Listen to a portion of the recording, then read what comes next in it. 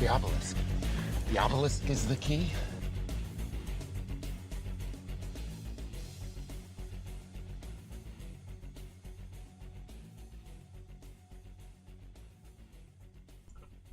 Good evening and welcome to the Obelisk. Tonight's guest is Amy Holem. I forgot to ask you how to pronounce it. I apologize. Holem, who's an audio forensic expert who helps victims of directed energy neuroattacks and targeted individuals. She is a TI leader for Florida TI Day Rally, and she spoke about her work at the Targeted Massachusetts Northeastern Conference call on August 5th. I don't know what year. Recently.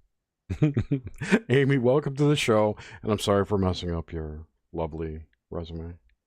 Oh, that's all right, Jerry. I'm doing well. All right. You did a fantastic job. We're low-key and casual here. That's what everyone says, but... Well, it's a pleasure to talk with you again, Amy. And another shout out to Solaris Blue Raven. That's how I heard Amy first. And we love Solaris here. I do a show with her. Awesome. Yeah, she's a friend. And so I guess to get started, Amy, let's just give you the floor so you can give us just a bio of who you are and what you're doing and why this work is so important. Okay. Well, first off, I do audio analysis work, and I created a forensic process that's called subliminal acoustic fingerprinting. And what that process does is allow me to capture subcarrier, subsonic, subacoustic, subliminal ranges. And that is anywhere from the average hearing level down to a negative 195 decibels within those ranges. Now, when I analyze those, though, they have radio communications in there, and a lot of those radio communications lead to different types of military projects, directed energy weapons. They deal with pharmaceutical companies, bioengineering. It's being able to capture all of the data transmissions from sending and receiving. And I could analyze them and bring them up to an audible level and actually hear what the criminals or perpetrators are doing to that person or their body, in a sense, with the directed energy weapons. A little bit about me. I have my BA in digital forensic investigations. I got double honors in there. I went to Computer Systems Institute School for business management. And I also have my associate's degree through in art and science as well. So when I help the targeted individuals or people who are being directed. These are people who are getting hit with directed energy weapons or are being stalked, harassed, or have had people attempted murders on their lives and are being followed or through some form of video voyeurism. So there's a lot of hacking information that is involved inside of their network system too. So the clients come to me for help, and I try to prove their situation of what they're experiencing through the audio analysis and the thermal tomography that I do with the thermal imager, and I could identify the physical wounds from the directed energy weapons on their bodies. And you're involved in a big project right now, if I recall, it's in Belgium. Yes, right now I'm involved with a ICATOR lawsuit. We have about 190 members now for that nonprofit organization that are starting a class action lawsuit out in Belgium. And this involves any of the victims that are around the globe on a global scale. And what we're trying to do is create laws and prove the nanotechnology, the biosensors, the microchips inside of the body systems, and the harassment with the directed energy weapons, which are considered crimes against humanity and also mass genocide on the population on a global scale. So as we get here in the beginning, let's look at some of the stuff that might be going down for people that may not be aware that they're somehow entangled in being targeted, whether they're with a group, an organization, or individually. And I'm wondering, how common is it for people that are just in association with other people to get lapped into being targeted, like through groups? Well, a lot of them are targeted individually, but they belong to different groups and nonprofit organizations. A lot of the family members are on an individual basis. I'm sorry about that. And so when they come to me show's for over. help, I'm kidding. Got a phone call. I'm completely teasing. Go ahead. I'm sorry. So I forgot the question. Group or personal? A lot of it is all personal. It's based off of jurisdiction and within side of the states too. So each state, each client belongs to a specific area or region. So even there are collective and similarities through different clients that I have noticed, but they do not correlate because they're not in the same state or the same jurisdiction. So a lot of it, if I'm analyzing somebody out in Europe, I'm going to find more information probably on the British Royal Military projects. I'm going to find more information on NATO or the war, what's happening on in Ukraine. Or here in the United States, I might find more information on the US companies, such like Pfizer or Verizon Tech or Verizon Power, Roku, Zoom, Netflix, them streaming in or hacking into your accounts. I'll find more information about the US military and like HARP associations, DARPA. So every client kind of has differences, even with the weapon systems that are being used, because each type of study or project that is being worked on are working on different components, whether it's for the ECO project, where they're working on solar and satellite communications, or whether it's a BlackBerry project, where they're talking more about your cell phones and your devices, robocalling, robo-hacking, or the Blue Dot Network. The Blue Dot Network has to deal with the IEEE and IANA and the mass network system that is installed already into our infrastructure. So that could be anywhere from your cell towers to the radio towers to the 5G towers to Bluetooth capabilities, 2.4, 4G, BLE technologies, IoT devices. All of that network interconnectivity has to deal with the Blue Dot program. There's another Galaxy project, which has to deal with biopharmaceutical companies, and that it also is in cooperation with Ukraine and the US. So also John Hopkins Medicine as well, with Pfizer and Verizon, or Pfizer and Viagra, actually. So that is dealing with the Galaxy project.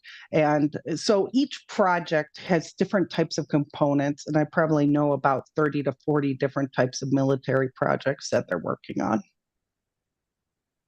So before the show, we were talking about a bank account situation, and we don't want to name names there, but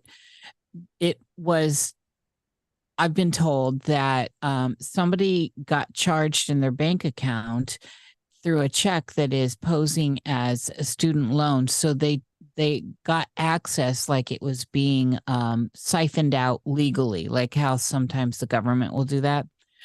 They got access and they took money out, and it was not a big amount, but the information did not pan out on the check. The company was not a student loan company. And when the bank account and that person were looking at this information and called this number and all this, that person's name was being said, but based not by that person. So something had mimicked it, like an AI voice or something. What is this going on? What is that kind of hack? Well, the mimicking of your voice would more lead to voice recognition software and HCI technology system, which is human controlled interface systems. That is your Google speech to text, your text to speech interface systems, and where the company like Google will collect your voice structure and they can use that to manipulate and create an artificial simulation like a bot or through a voice generator or voice modulator system. And they can actually use your voice and mimic and access into people's accounts if that's how you have it encrypted. A lot of that also has to deal with bioengineering and biosecurity, like your fingerprints on the screen. That is your bio data that like Meta is collecting, Facebook is collecting, Google is collecting, Twitter, and all the major social media accounts. So as we're moving into these different types of hacking that are going on, and this kind of stuff that is getting more sophisticated, especially when we're looking at the biometrics of it, how's this moving forward? Because this seems frightening. And also it seems, Amy, part of an agenda to get people deeper into the digital world through deeper types of biometrics. It really is a part of the plan, like a pandemic, you might say. They want everything onto a digital side. They want everything digitally created so they can manipulate and control everything. Once everything gets into a digital access, like bank accounts, there's no way to stop them unless you have IT skills, hacking skills, or programming skills. You're not going to even know how to defend yourself, even against cybersecurity attacks. And actually, the government is also trying to make everything into a satellite connection only. That way, they won't be able to use any of the electronic devices or create like an EMP attack through. But if you think about that, if everything goes digital, and there's a complete wipe of the entire system, nobody has any account on your money. Nobody knows how much you had inside your bank account. You can't prove it. You're not getting receipts. Where was your bank transfers going to? Your email address? Those are wiped clean too. So they could basically wipe you out of the system and wipe you off the face of the planet without you even realizing it. And they can force it with the programmability of that digital currency too, restrict what you can buy, where you can buy it, etc. So you're basically getting building your own prison if you use this system. And you know it's going to be sold to us as it's a convenience. It's so convenient. But yet they're manipulating the society right now to where you're forced to go that route. Yes. Even when you're flying on planes, now they've gone through and only put in facial recognition systems. I saw that. So it's getting harder to even fly. They're forcing you to download applications on there because they don't want you using the kiosks to print out your ticket anymore, or they charge you an additional $25 at the gate.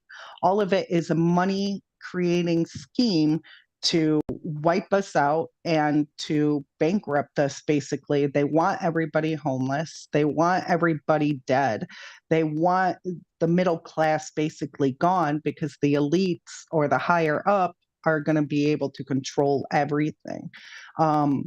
So there is this is all horrific how they're running it. And we got to create those laws now in order to protect us, especially when it comes to things like our data. Cybersecurity crimes have increased by 600% since Biden just got into office. And there's no VPN. U.S. Senate right now is trying to block VPNs and make them criminal. that's only one form of security that we have.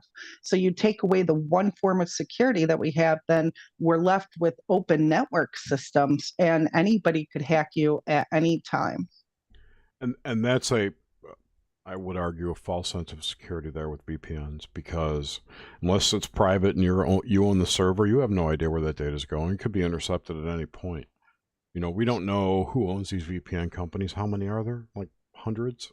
You know, who owns? Well, that goes into looking into the server that you're purchasing to hook up your VPN to, or Exactly. you could do like a bouncer and bounce it from one location to another. Yeah, it's crazy.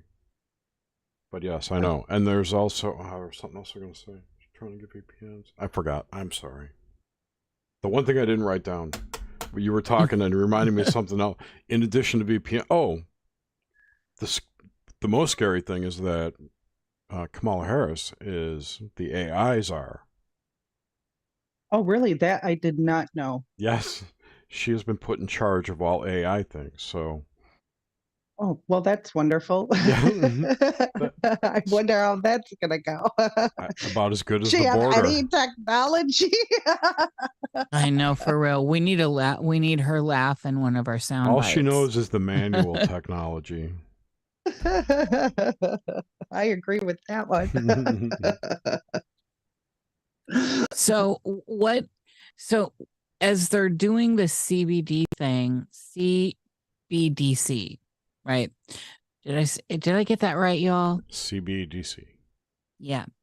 And it looks like we're going to be forced into this. Amy, how do you see this playing out with the loss of control and all that? What are your thoughts on all that? You've kind of touched on it, but could you elaborate further?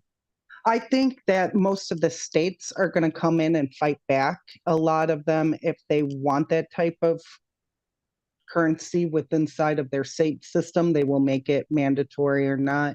I know New York right now is testing it. They're going completely digital. That's why a lot of people are leaving New York City. California is about to roll out some laws on that as well. That's where I see this going. I see basically more in-house fighting and division within our House of Representatives and Congress, and no rules or regulations are going to be passed, and it's going to basically leave the people helpless. And so, as we were talking earlier with the whole thing where there'll be no record of where their cash went or anything when they're trying to move this forward. What about people with assets like portfolios, like 401ks, the average person that is in a corporate job has? Those assets will be changed into a digital currency as well.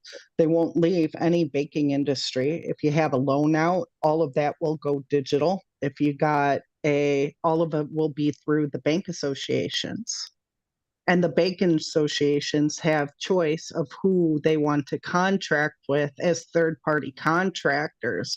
And you will be forced to either pick their companies, which will all be based off the federal agencies. If you notice that they have DC at the end of it for a reason. So, yeah, I did think that was funny. I really did. I was like, okay, this is layers of the jokes on us. So as we're looking at this future that's really coming around, people really need to fight back. Now's the time. This idea of how manipulated could this get? So say the full social score system is online. I mean, it's there. It's all underwritten. It's been there for a long time. But say we're in that more than we are now. And they've come in with this digital currency and they've changed everything over. How easily is this going to be manipulated? So you are a dissident or you are anti this or that. What is there going to be any recourse? So say you get on their bad list, your social score goes down. Is this going to be tied into your financial structure? I believe most companies it will affect them. They will either be forced to shut down because they won't be able to access their accounts, or which basically means they lose their home, their licensings, their permits, whatever they have for any type of business, even like Google Maps or Uber, Lyft. All of them will be tied in together to the major companies and corporations. Basically, Google is controlling the internet now. They have full control over the internet, what you could see, what you can't see. If you've noticed, you're looking things up, they're going into the chat GPT. Am I correct on that? I haven't really looked into it a lot. Yeah, GPT and ChatGPT 4 just came out. Yeah, I haven't really looked into that. I'm not happy about it because even Microsoft or Bing, those web browsers are going into the artificial intelligence HCI programming standards. And don't get me wrong, there are a lot of positive benefits on HCI programming, especially if you're blind or you're deaf and you need to use the computer system to gain information on there. That's what those components are supposed to be used for. But when you're stealing the people's voices and you're stealing the information and you're sending biosignals from the computer system to attack the body or read heartbeats or read your blood pressure, that is when it gets invasive. And that you should have full control, in my opinion, at least, you should have full control of not only of your personal body, but your mind with the neural link systems that are coming out and your data. Sorry. Yeah, no, you're absolutely right. Data. And you brought up a great point with the neural links. The same way that we will be corralled into using these technologies will be used for neural links in the future as well. Because, for instance, they're going to phase out cash because more and more companies will be incentivized not to accept it, right? There'll be a point where banks won't accept cash anymore for deposits. Like that whole thing is going to go away in 20 years, within 20 years is my guess. So we're being corralled into using these technologies, the ones that they want. And the same thing's going to, and they do that by incentivizing companies to use that tech, and eventually more and more will use it, and it'll be harder to find places to not use it. So you'll be forced to use it to use those services. The same will be true of the BCI stuff, the neural interfaces. Companies will be incentivized to use it. People will start using it, and then more and more will, and we will be corralled into that future whether you like it or not. And that's where the Neuralink and the mind control technologies with the directed energy weapons and the targeted individuals all come into play, because the Neuralink through NASA, or Langley, I might say, as well, they're using this technology right now. They're beta testing it on all of the victims, on all of the clientele. And what they're releasing into the public is not really what they're telling what is going on behind the scenes. These people are not getting paid to test out these products. They're being tortured every single day, and they're being used as child human sex trafficking rings as well. They sell these using cryptocurrency, and they buy the weapon systems from like Elon Musk, Neuralink, and then they allow them to use that weapon system on a person's private parts, their breasts, their genitalia, their rectum, or even force and manipulate movements through the neurons within inside of the brain. So, and Elon Musk just came out 2 weeks ago stating that he can produce orgasms within the neural link systems. Now, if he's admitting to that, then you know that they're selling that equipment to the people to use that device, whether you want to have that orgasm or not. And I know that's a gross topic, but in reality, that's what is happening to the victims that I'm helping. And that's perfect technology to put in a sex bot to trigger that in you when you have your BCI. Yeah. So Yeah. the testing, what you brought up reminded me of a lecture I heard from, I think it was Catherine Austin Fitz, talking about entrainment, this idea of entrainment through signals, through frequencies. I wonder if that plays into this as well. I really don't know a little bit about her work. Can you explain it a little bit?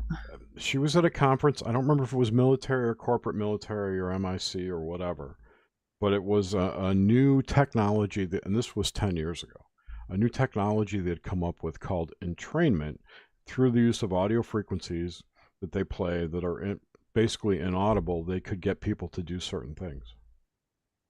And not just like as a deterrent. They could make people happy. They could make them sad. They could change their emotions. I'll try and find the link to that lecture and send it to you. But it's really fascinating, and it sounds like it ties into what you're talking about, because I think their tests were only on military people and the military industrial complex employees, and this sounds more like it's moved into government employee. I'm trying to look it up right now, and it says it's with synchronization of organisms to an external rhythm. Does that sound about right? That is one way to put it in a really dry way. That has to deal with, well, at least by what I'm reading right now, it says it states with biomusicology. Okay, so they can produce, in order to make a neural link connection, they have to resonate a frequency that matches your frequency. So they actually use frequency generators to produce that same tone. Or they could use a music generator, musical tones to connect to the neural link technology systems, or a chip. If you have a chip inside of your brain or you're being remotely accessed, they could use those musical tones to connect to that chip. And those tones, every single tone pitch resonates a specific frequency as well that connects to your spinal cord and actually can facilitate out to the different types of organs inside of your body. And that's all through the central nervous system of down your spine. So in terms of entrainment, I'll have to read more up on that, but that is my understanding and comprehension of that technology and how they're using that technology. Oh, cool. I just found the link to a podcast. I put it in our chat. I will also put it in I think that was the interview that I'd heard where they talked about it. So go ahead and bookmark that. Okay. That's cool. And the other thing I have can wait. I wanted to let you talk more before I brought up Havana syndrome. So I want to know if that's is that one of the tests, one of the experiments that is being done is what the media is calling Havana syndrome. Let's get into that. Okay, so the media calling it Havana syndrome. Now the doctors are actually not giving medical diagnoses to that. Only if you came from Cuba and were a federal employee will they diagnose a person now with Havana syndrome. So there's only 4 main doctors. One is Johns Hopkins Medicine. The other one is Dr. Hoffer down in Miami. There's one, I believe, in Pennsylvania State, and the other one is in Illinois State University, I believe, in Chicago. So those 4 colleges are studying the effects of Havana syndrome. But there's a problem because each of the colleges are running different tests. So there's no comparison from other doctors that can prove their diagnosis, their theories, or their thesis, basically on what they're writing with the Havana syndrome. Now, Havana syndrome does correspond to my clients and how I help them with the directed energy whoops. This is usually through my thermal tomography that I've been identifying the directed energy weapon systems. A lot of them have maser wounds, which is microwave and laser technology combined along the temple and along the frontal lobes and along the great articular nerve and the auricular temporal nerve. And what they do is resonate the ear canal, and they go inside of the hollow tubes. And the hollow tubes are actually where the acoustics and the sound can amplify from the weapon systems. So if they're using a tone generator or some point of voice to skull technology, they're going to vibrate that hollow tube in order to produce those sounds. And so we could hear them, and they could actually change the pitch and do volume control with inside that nerve and the facial nerve as well. What I've been finding is they go through the vestibular and through the cochlear region as well, and the temporal lobe and the temporal bone goes into the audio cortex region inside the brain, and that usually hits with the Wernicke's area as well, and then connects to the occipital lobe. Well, the occipital lobe is where your optics are for your eyes and how you see. And there are cones where we see in RGB. Well, RGB is also like a PAL standard and a national television standards. That's how we get to see the pictures on our screens, our LED screens, our computer screens. So basically, they can send that signal in that data transmission, and they could actually input and output images inside of a person's brain too through the optical lobe in the region. So in correlating to Havana syndrome, though, it's more of the effects on the facial nerve, the hollow tube, the cochlea, the vestibular, and the resonating chamber inside of the ear canal. So when I do my thermal tomography, I look for heat signatures, and I identify the different types of weapon systems and the locations of those nerves and the brain portion of it. And then I do analyze their whole entire body from top to the bottom of the feet. That idea of distorting the visual cortex. I mean, they could distort reality, basically, and project anything onto your cortex, right? And then basically whisper in your ear from afar, right? Right. It could be anywhere within inside the world. As long as they're hooking up to your network, they could be from Africa tapping into our computer system, and we wouldn't even know. Exactly. This reminds me, I'm sorry. Oh, go ahead. No. It reminds me of a book I read a long time ago called Chameleon. It was about a targeted individual. He was basically, the Navy was harassing him to get back some equipment that he'd stolen. And the shit that he went through was crazy. Like, he was seeing invisible dwarves in his house, kind of stuff. Like, perceiving them but couldn't see them, you know. His house, and this was, apparently he was completely straight too, so he thought his house was like bigger on the inside than it was outside, you know, on the outside. When he looked out his picture window, he didn't see a street, he saw some other, like, snowscape, stuff like that. Weird stuff like that.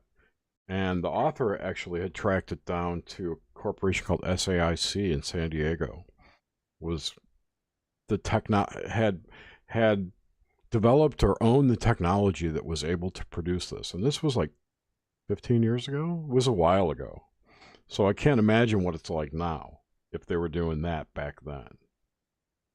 It is exactly like that. If you think about it, that's all your CGI or animation technology. Yep. Your blue screens, your green screens, a lot of that could get connected once again through your computer system using a CLUT software.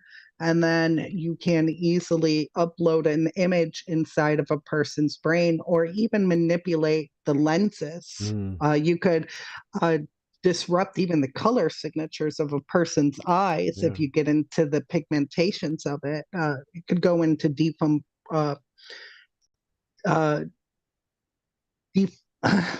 Deforming? Deformation.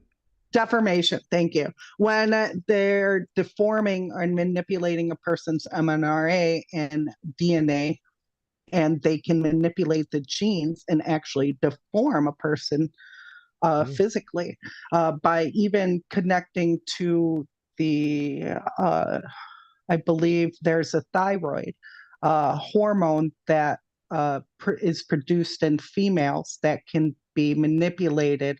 And that's where kind of transhumanism comes into play. I was just going to say that. This is all prepping us for transhumanism. It really seems that way. That's crazy. All right, those are all my questions. So let's talk about this idea of how they can get in and manipulate your physiology. So the eyes started me down an internal rabbit hole here when you just said that. So they can manipulate your eye color and the curvature of your eye and all this. A lot of that would have to be with the beams of light that they're using, like with the laser technology. And if you want to obstruct a person's vision, or if you see stars out of the corners of your eyes, or little gray floaties even. Oh my God.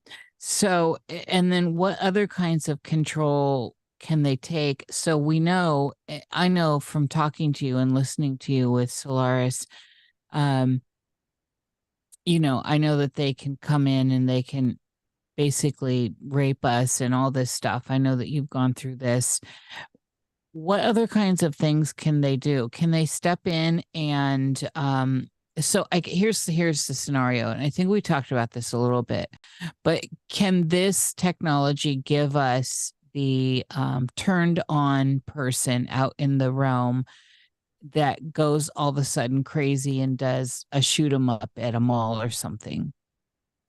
A lot of that could be a form of manipulation. It could be with the mind control technology if they were diagnosed with some form of schizophrenia or paranoid delusional. With those type of diagnosis, a lot of that is mind control technology system, and you have to look at who that person is in the background. A lot of my clients do have connections to the federal government or are veterans that have fought for this country, or they work for some major contractor like IBM or aviation centers or NASA even. So there are each one kind of correlates together with that.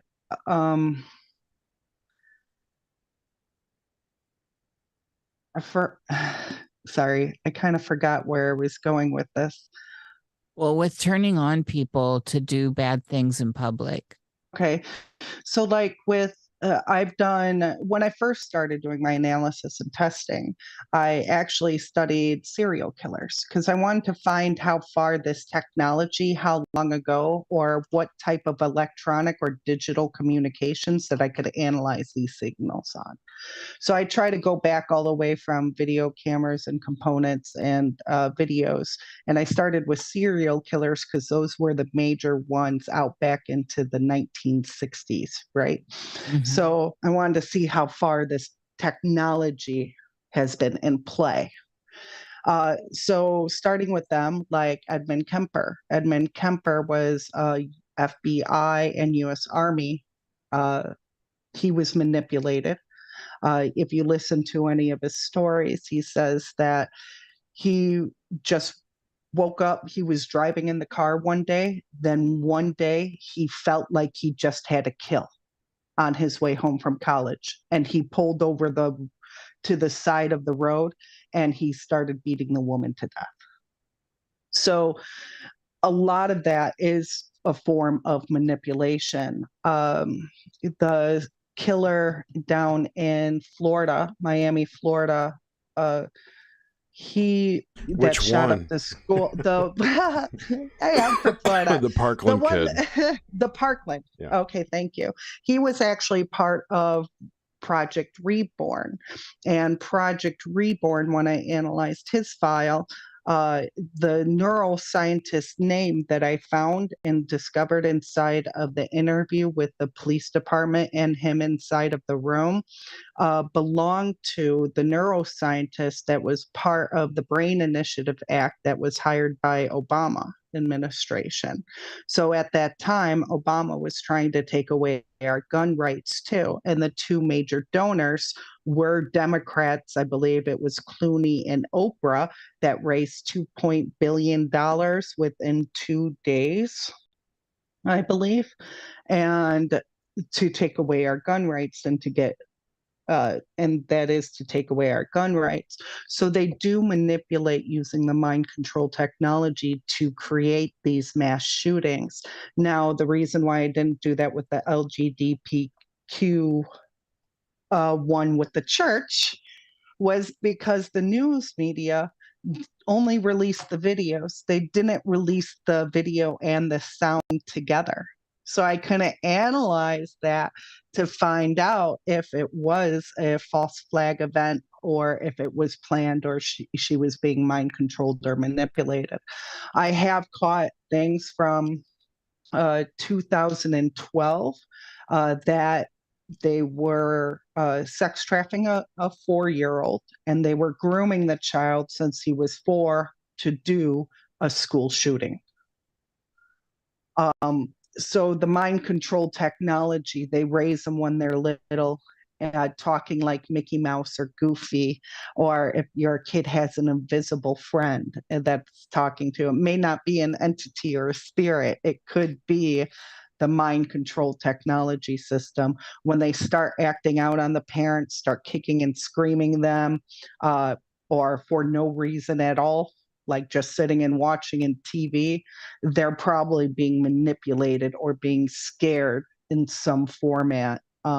So a lot of the technology is going inside of the children, and they're grooming them when they're little all the way now. So if you think about we're in that era, if I found and discovered the transgender issue in the school shooting back in 2012, that kid would be within their 20s within the LGBTQ community right now. So it kind of does all correlate together when we're looking at a time map, especially with the analysis project and the different, when they sent the recording or when they recorded it, and how old that recording is, does match up with the information of the current times that is occurring. Oh, man. So it's just so overwhelming, so much of this information. When we're looking at grooming and how that can happen, the way you just said it, is so this can not only be done individually, but they can do whole groups, like say a whole school. Yes, they can actually. Right now, they could do whole hotel rooms. They have access to the camera systems all through the hallways. Since the televisions are all connected into one network, they could live stream and hook up into the Netflix accounts or the Roku accounts, and they can video voyeurism inside of that hotel room. So they could do whole hotels with the smart cities and the smart technology, smart homes, smart neighborhoods that they're testing out currently with Jeff Bezos, I believe. The mesh network systems that one person can host a network from a complete block of people. They could add 2 blocks to that. So they can target up to 2,500 people at one time. So they have full view of a whole entire neighborhood, and they can manipulate each neighbor when you're fighting with who put their fence up on the wrong side, who painted what, parking on the wrong side of the street. You start fighting with your neighbors, and it creates a hostile environment, and where more people become divided instead of unified. Also, with the manipulation, with the voice to skull activity, a lot of it is subliminal. You may not be able to hear those communications, but they can be occurring on side of the background, especially especially if you have a form of tinnitus. And that goes back into the musicology with the entrainment and the musical tones and the tone generators to manipulate you that way. There's a lot of people these days talking about dizziness. How is that a symptom that could be tied into some of this?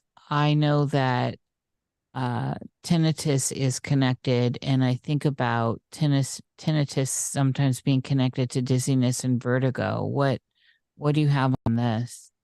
Well, it's more imbalance and dizziness combined that creates the effect because of the vibration. So when you go up and down,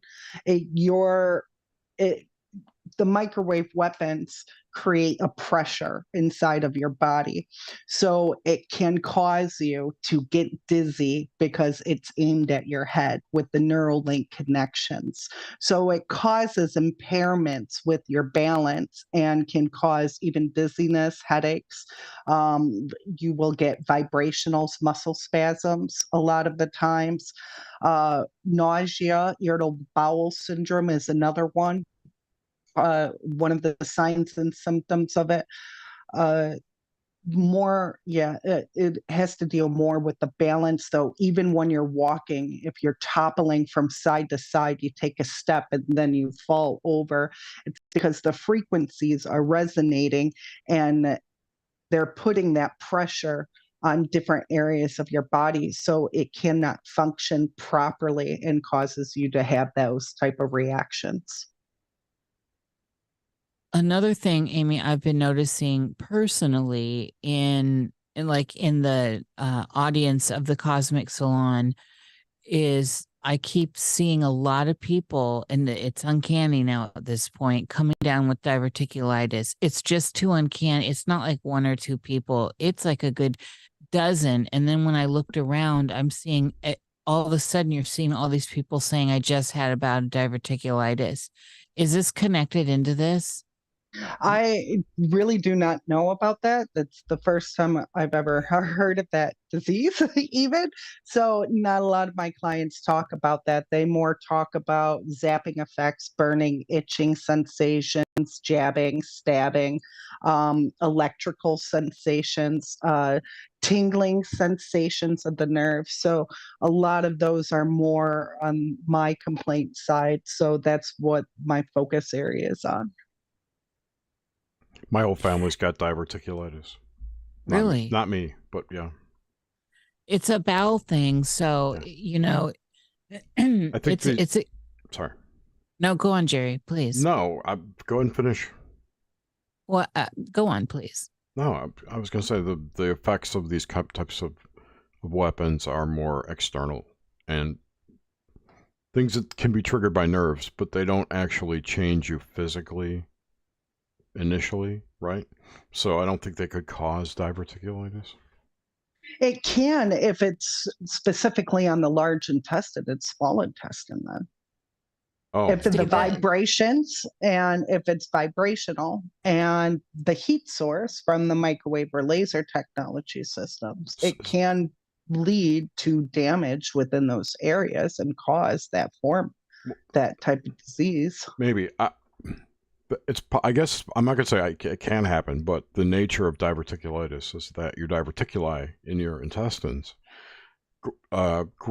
swell or grow to a point where things get trapped in between them. Does that have to deal with bacteria building up?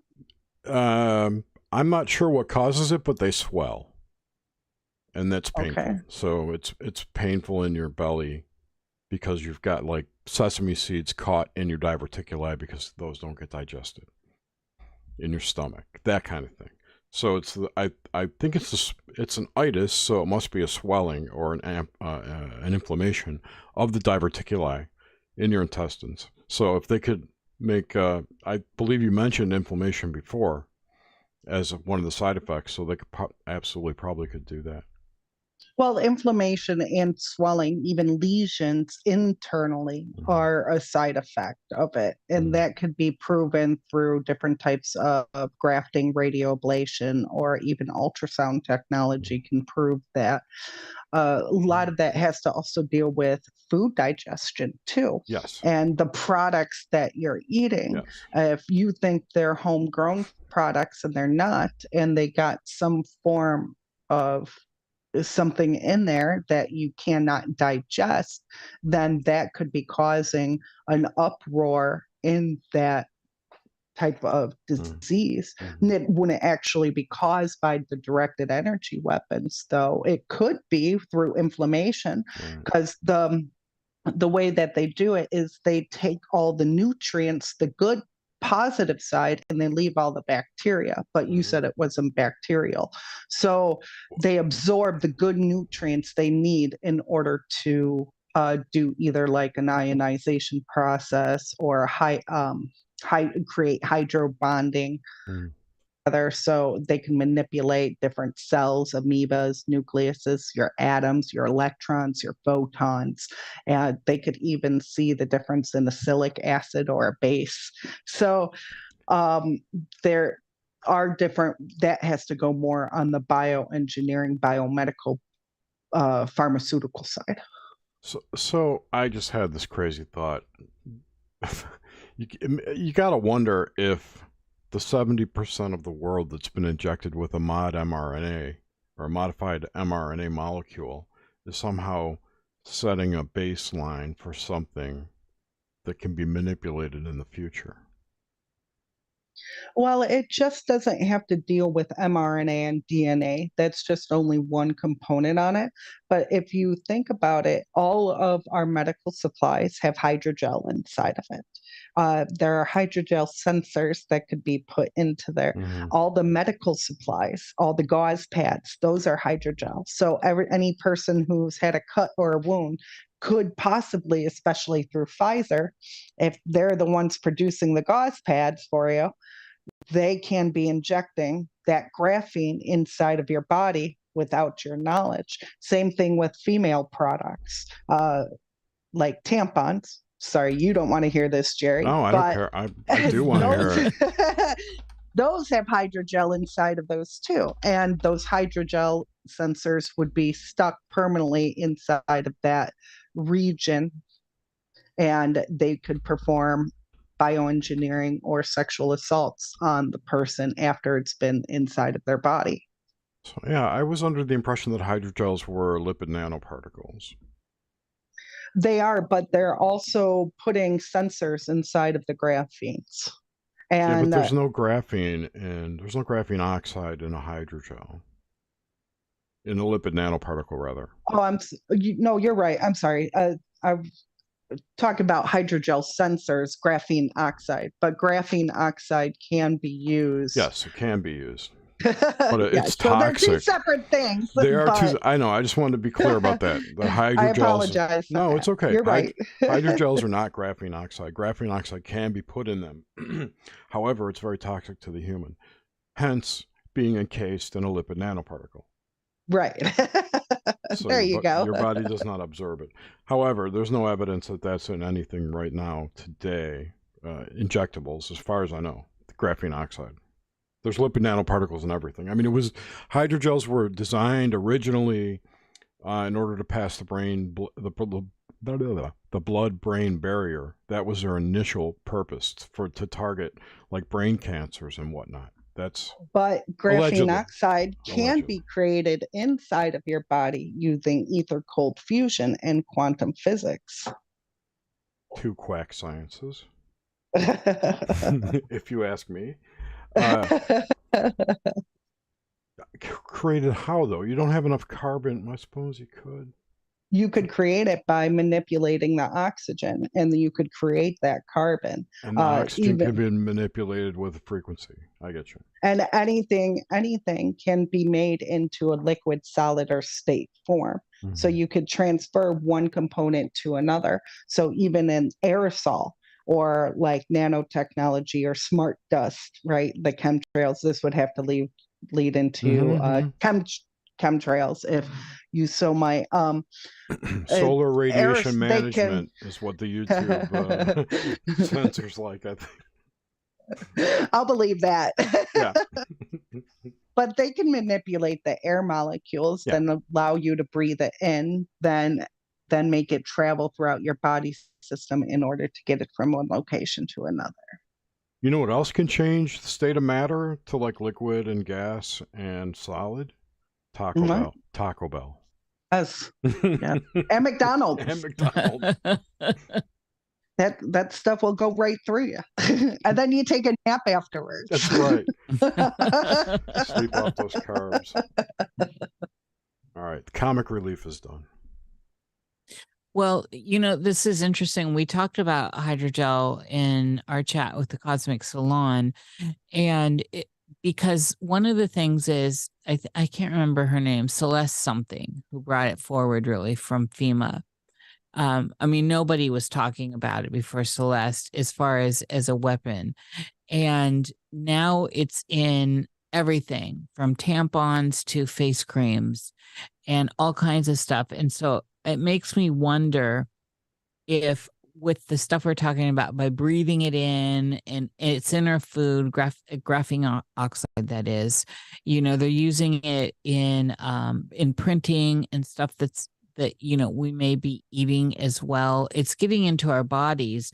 And with the impregnation of the amount of hydrogel people are putting on just through cosmetics and lotions and tampons and all this, it makes me think of this the conductibility of it. And that seemed to be where my head was going with all this, Amy. Am I off track here?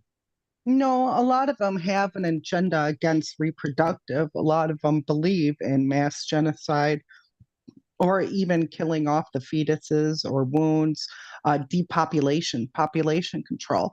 And that's the mentality of the people that are using these type of weapon systems on the people. And even the hair products, like even dyeing your hair, that does have aluminum, that does have lead, that does have mercury, and it does get absorbed into your skin. Whether you think it's just the hair follicles, a little bit of those goes towards the roots of your hair. And as it grows out, it becomes the natural color again. But those toxins you are getting inside of your brain and inside of your body system and can be easily manipulated. My most recent one discovery was Viagra. Viagra is owned by Pfizer, which I didn't know. And it wasn't until I found the Viagra tech company doing bioengineering and using that to manipulate the body system and they were attacking the pancreas and the colon of the victim. It's so nefarious, all of it. I had heard some years ago something that made me stop dyeing my hair, and about, even when you're going to a salon and they're doing it just next to your scalp. But I was old school and I would just buy the dye, whatever it was, and just slather it onto my scalp for years. And I think a lot of people do that. But the point is, even if you're being very careful, it does get on your scalp. Therefore, it's penetrating into your system. And this is very dangerous because they're weaponizing everything. So the dyes in and of themselves have long-term effects. There's all kinds of studies now about hair dyes and balding in people because of the long-term damage and all kinds of stuff. There's all kinds of scalp skin cancers now that are attributed, especially with red dyes. And so now in our modern age, if they're throwing in graphene oxide, if they're throwing in other nasty agents, I mean, what gets people to buy products? Vanity is one of the biggest sellers. Makeups, hair dye, all this stuff. And tattoo ink. Right, tattoo ink, all this stuff is at play. And I think most people aren't thinking on this level. And so with some of this work that's coming out from you and others talking about all this, it's disturbing. What do you think about the tattoo inks and then also this weaponizing of hair dye, Amy?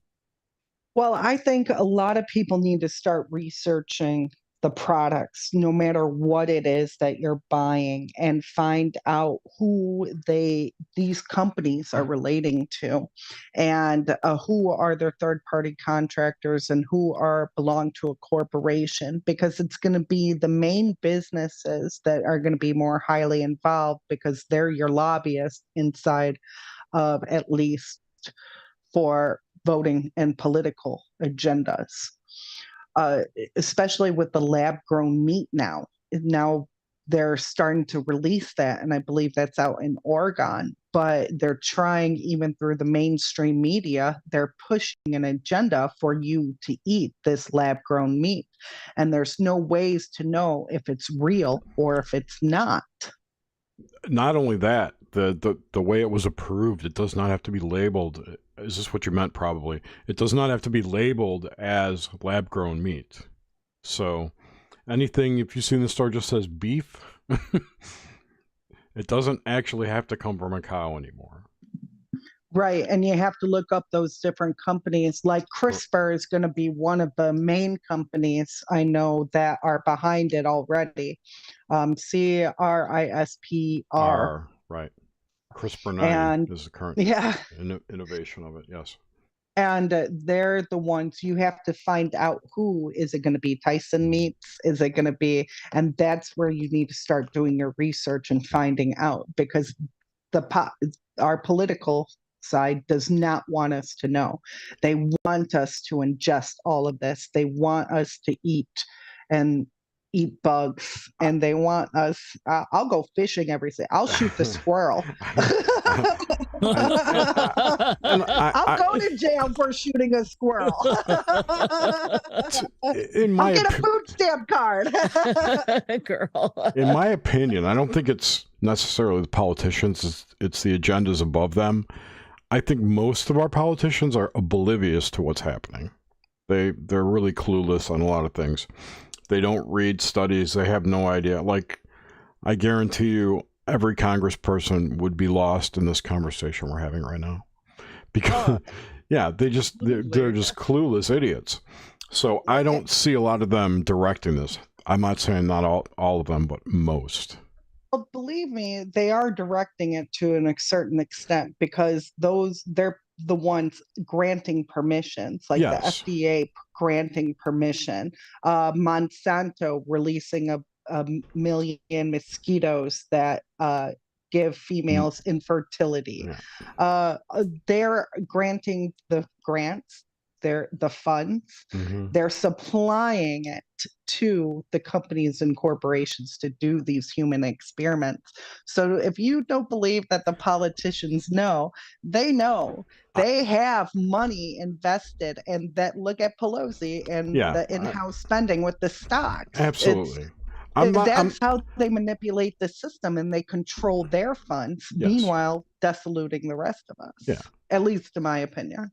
And it is a tacit approval by granting funds and whatnot. I agree. But I don't think, I guess what I'm trying to say is, I don't think a lot of them have the vision or the capability to look that far ahead, or the critical thinking skills alone to say this is the end game for. I'm not saying all of them, but I'm saying most of them do not.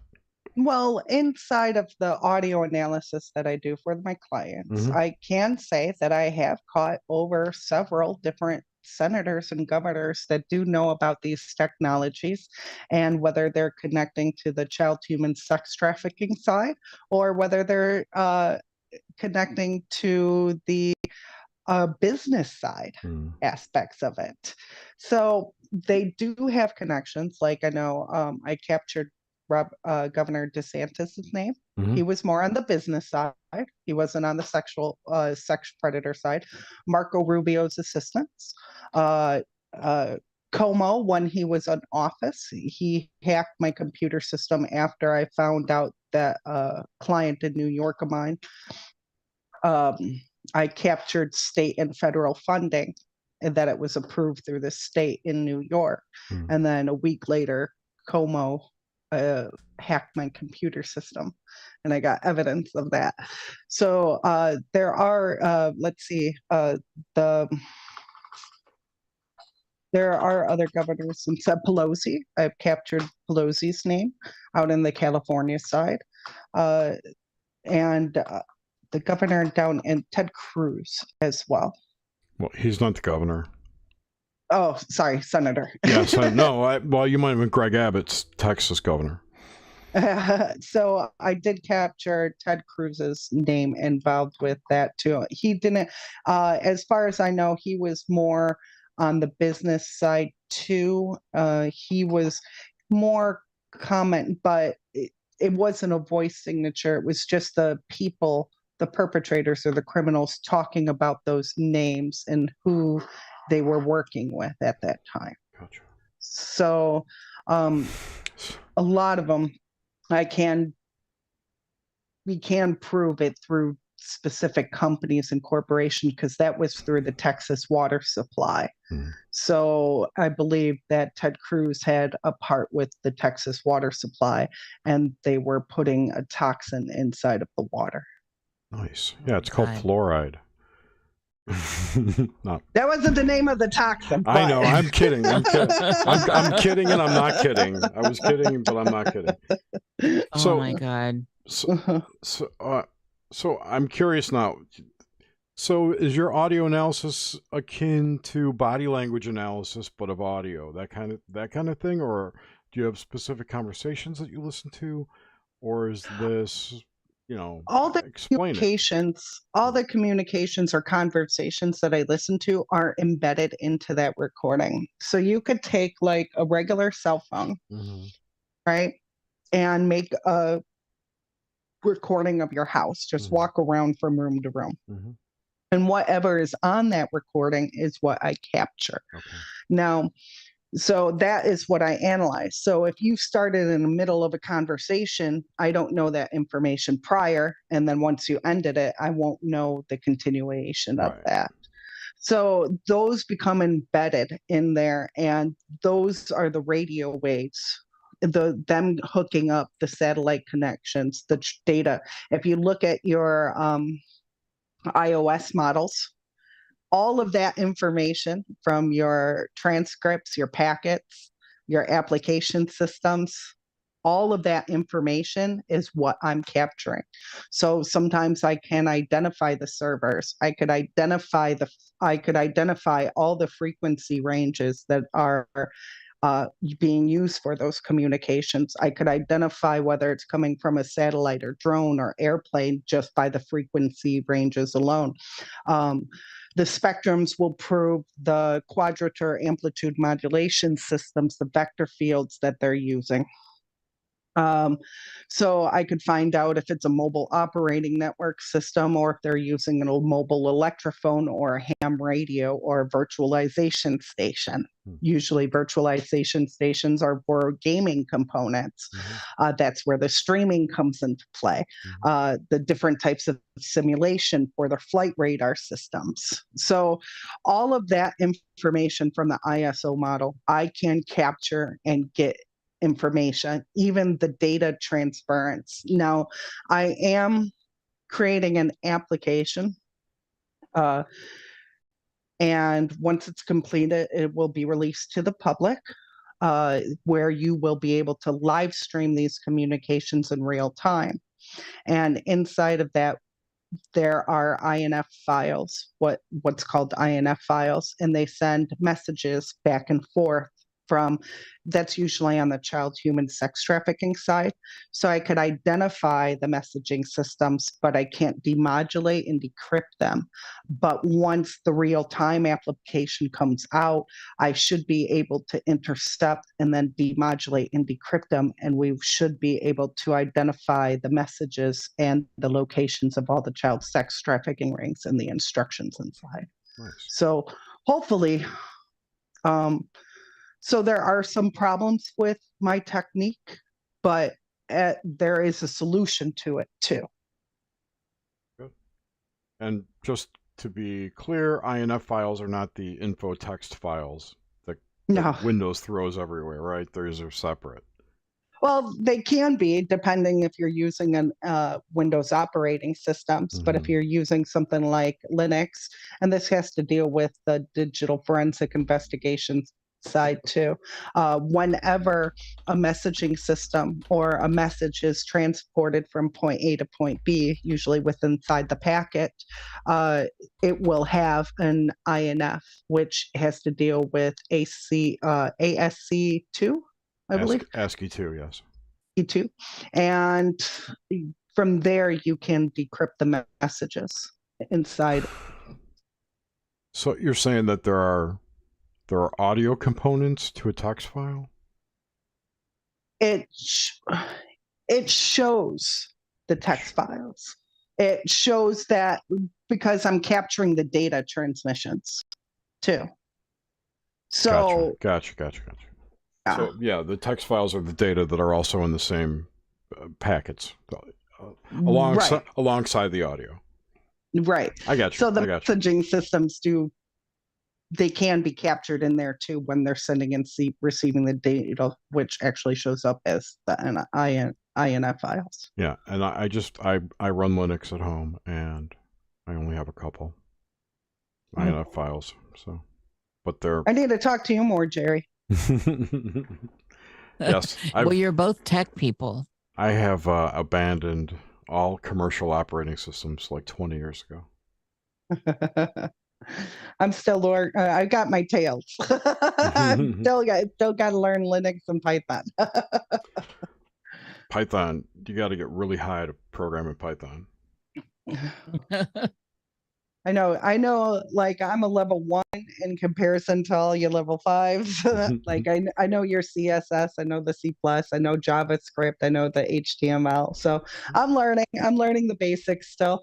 JavaScript is the language of choice right now for some unknown reason. It's like the stupidest language to write code in. Ban Java.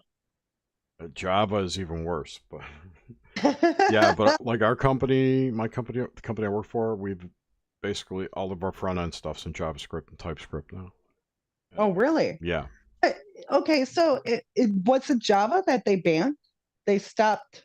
No. Java is so Java is like a regular programming language like C++. No, I get that, but yeah. I thought I read an article saying that they will no longer allow it to be used. Who? I thought I saw that too. Who won't let it be used? I don't know. I saw it like 3 years ago. I swear I saw that too. I know this is what you're doing. I know, Jer. So you're out there in the field. A large chunk of our software, of our application is Java. So I mean, it's never been quote unquote banned as far as I know. You might be thinking about like JavaScript in a browser being banned, or that was the article then. If it was years ago, it might have been ActionScript that you're thinking of because they banned that. They didn't ban it. Maybe it was with the JavaScript and Microsoft, because I remember Microsoft was going through creating Windows 10 or 11 applications, and then they released all the files from Microsoft up to 7 for Linux. Or they wanted it open source. And right after they released that, 99% of their data was stolen. Awesome. I hate when that happens to Microsoft. If they wanted it open source. I know that many systems have stopped supporting older versions of JavaScript. There's this thing called ECMA, which is, I can't remember what the acronym stands for, but it's a standards organization. It's like ISO, but for computer programming languages. Okay. You think of it So that way. it might have been JavaScript then, because I thought it was Java in general. And I'm like, no, I thought they banned that. I thought they were discontinuing it or something Oh along God, those no, lines. I'm no, like, it's no. no. How are they going to do that? It's in the top 3 programming web programming languages right now. Java is, and JavaScript's like #1. Now, in a lot of my when I hear the communications for the perpetrators, a lot of them use Tails. Tails. Oh, the operating system. Mm-hmm. Or that it's like a Linux-based privacy security. Is that what I'm thinking of? Is that what you're talking about? Yeah. Okay. Yeah, I am familiar with that. There's also another one too, which I can't think of the name of right now, but yeah, I've heard of that. Never. Well, it's fully encrypted. It has a firewall in place and VPN in place. You have to make sure that you hook it up to a Tor browser. Yeah. Usually for anything, they have usually password management systems installed into it, other application systems. That's why I like Tails so much. It's also a simplified version for beginners. Yes. Too. And it's a great way to learn before you move to a bigger system like Linux or Python. Well, Python is just a programming language. Linux is the OS. What window manager does Tails use? I can look that up. Never mind. I won't burden you with it. I have a question here, and I don't know if you're set up to do this, but are you able to give us a couple audio examples of what you do? Oh, sure. I actually have a couple. I do not know if it will play in my Zoom. Do you want me to put them in the chat for you? It would be if Jerry could play them. Like, let's get a couple samples out so people can see what you're doing and understand it. I can't. I know I gave them to. I thought I gave. Did I? I think it was probably Solaris. I heard him on some show you did. I can't remember. It might have been Solaris. You can give me the links, and you can also share your screen and play them if you want. I will not. I do not have that set up. The way that I would play them is through and it won't be connected through Zoom. So okay, well then just give me the links. I'll put them in chat. I can't really play because I don't think I could play them. The people would hear them. So really, I'm so. I could try. I could try. Give me the links. We'll try it. Let me. Because what I heard was, it was really riveting, the detail, and I was very stunned by it, and it's next level as far as the stuff that I get just editing and messing around with what I called audio artifacts, and now that's your work and others like Look Out for Charlie and stuff has changed my life as far as just an editor. And so now I've been messing around deeper, and it's just been incredible, the stuff I'm hearing. Oh, yeah. A lot of them are also overlapping communications. So if you clean them up further, and you got to pay attention to those frequency ranges too, because if one person is transmitting on one frequency and you have multiple next to it, they're going to overlap each other and they could create a different sentence than what really is. So there is a form of manipulation there. You have to make sure you identify the tones and the pitches and the voice structures too, to make sure that you're pulling out each statement separately. I am really trying to find a way. I'm hitting my attachment, type or paste link here. So you're emailing them?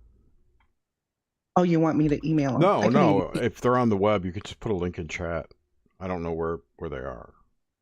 Okay. I'm going to email them to you right now. I will pull up my email.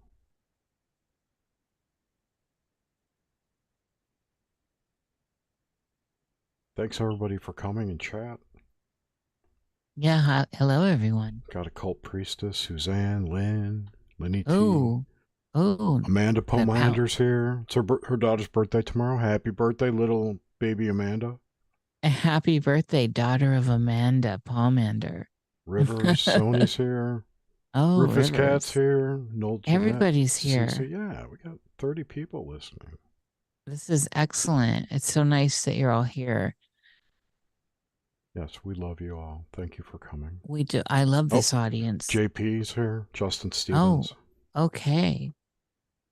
JP just lost his mother recently. It was very tragic and it was very, very fast. Michael, Michael Cisterno's here. Sister Nino.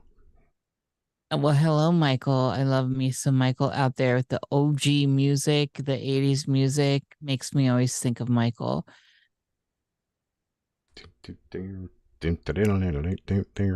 Also, so Amy, while you're doing that, I have a question here. Can this kind of fuckery affect the temperature in a room? They can remotely access the temperature and through the room, like through a smart meter. I'm just wondering, like, so a specific room. So say your house is all, you know, I don't know. I'm hearing stories, and I'm hearing stories where a particular room in a house will get all of a sudden just be super hot, not cold, but hot. And this is something, I'm just wondering if this is a digital thing or is it, I'm not sure, but it's an anomaly I'm hearing about, and there are enough people talking about it that I have to consider it more than a coincidence at this point. And it sounds microwave-like to me, if you're changing the temperature. Well, they can manipulate the air, but that's the first time. I've never heard them talking about manipulating the temperature. I've heard them remotely access the temperature thermometer, but not inside a single room. Now, the only way that I could probably explain that would probably be through the electrical grid system. What type of fluorescent bulbs they have, and if they can manipulate enough energy into the light bulbs or your appliances, whether it be your stove or microwave or washing machine or washer dryer, your refrigerator. All of those have built-in smart components. They can increase the temperature that way by just accessing the electrical grid system. But usually that would have to follow with some form of flickering of light. And then you also have to question them. Is it an internal burning sensation, or is it a temperature drop? Or does it feel like a temperature increase? And can you go from one room back into that original room and feel that temperature difference? So I would need to know a little bit more information on that. But that's the first time I've heard of that complaint in general. Well, it's kind of new, and like I said, it's now becoming something I'm getting a lot of people talking about this specific thing, and it ties into a lot of the pressure drop stuff too. Like the pressure in a room will drop, and I'm wondering, what all this is. I have another question here though about so people living off grid. Is this everywhere? Are we safe anywhere? Is off-grid even a help at this point? There are some locations that are better than others, like being out in the colder state is going to have less effects on the microwave energy directed towards your body system. And they need to boil your blood at a low boiling point. And in order for them to create an attack on your body. So when you're in a cold environment or using ice packs or cold water bottles, it will slow your blood circulation down to where they cannot boil it fast enough in order to formulate an attack. So colder areas are actually better than living in a high temperature state, kind of like Florida in comparison to like Colorado or the Rocky Mountains. Well, that's good news. I'm a northern girl in Washington, so Alaska's looking better every day. I'm in Florida. I've only got 5 clients in Alaska, so so see, this is positive. That's a positive result. Jerry, did you get the files yet? I forgot all about that. I sent an email. They're sent in your email, so stay with us, Jer. Not yet. Also, I didn't get them yet.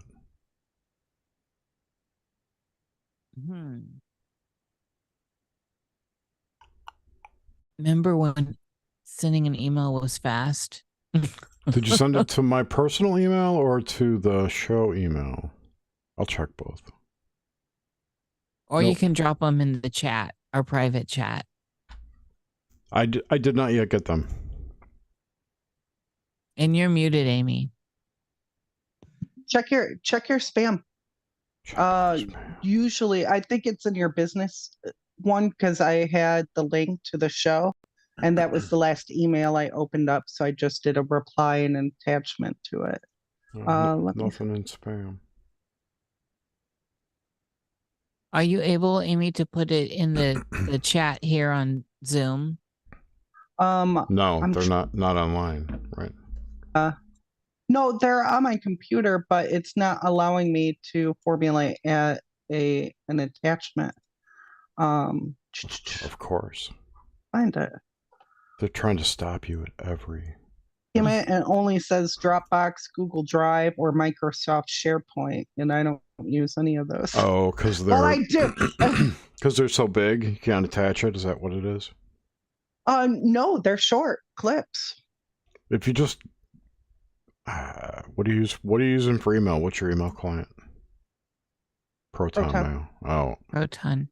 You can't just drag the file onto the email and drop it. Well, on her end, she says they're sent. In the Zoom chat. Yeah, on my end, it says I sent them. Oh.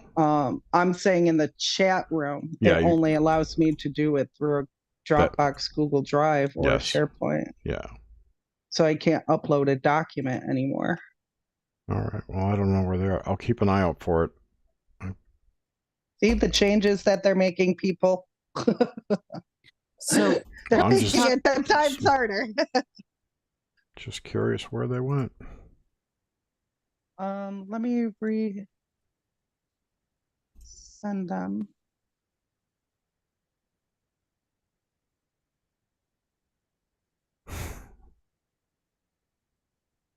Deedly deedly dee.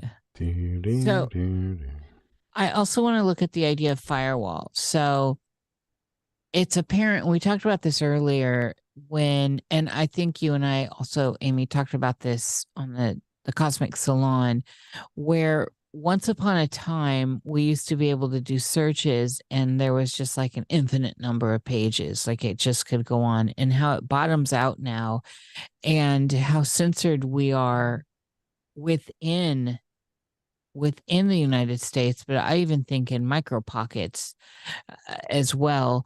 And a lot of people, I've mentioned this to some people that I just have basic interactions with in the world that I see on a semi-regular basis, like, people at the market when you're checking out, you're used to seeing. I'm in a small town and they're not noticing it. And of course, I'm not expecting them to notice it, but I notice it. You do a search and now you have like three pages where you used to have, hundreds.